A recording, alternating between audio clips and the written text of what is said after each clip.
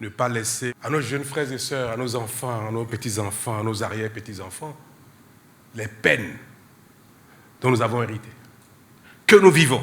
Un diagnostic posé pour la recherche de solutions urgentes aux maux qui minent l'enseignement supérieur au Bénin. Le diagnostic a conduit le gouvernement à mettre en place une commission spéciale chargée de proposer une stratégie aux fins de relever notablement le niveau de performance actuel des universités publiques, promouvoir la qualité des enseignements dispensés et garantir une bonne formation aux apprenants. Pour mieux apprécier les recommandations issues des travaux de la dite commission, un séminaire national a été organisé avec la participation des acteurs de ce sous-secteur. Ceux-ci ont, de façon générale, marqué leur adhésion au point de réforme suggéré. Conformément à la feuille de route de ces différentes réformes, les 14 et 28 juillet dernier, le Conseil des ministres a adopté divers décrets. Premièrement, le décret sur le statut particulier du personnel enseignant des universités publiques du Bénin. Deuxièmement, le décret statut type des universités publiques du Bénin.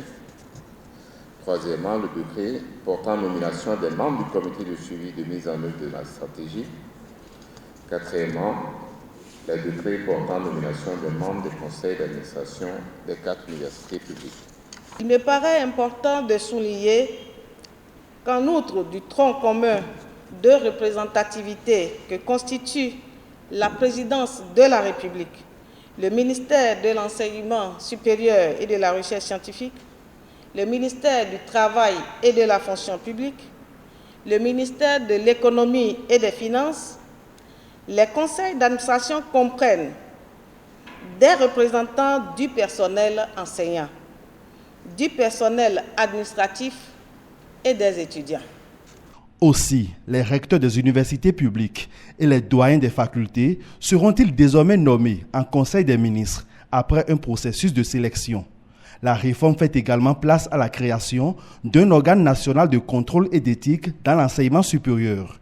Cet organe a pour, entre autres missions, d'évaluer les enseignants et de statuer en matière disciplinaire pour dénoncer au procureur de la République les cas de harcèlement de tout genre, de viol, de corruption et de fraude aux examens.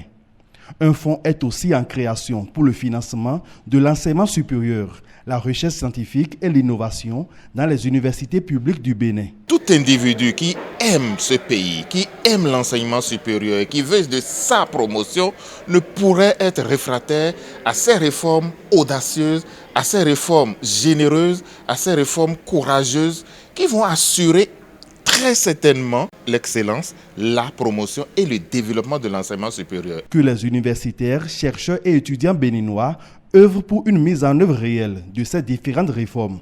Tel est le vœu de l'actuel exécutif pour le renouveau de l'enseignement supérieur et de la recherche scientifique au Bénin.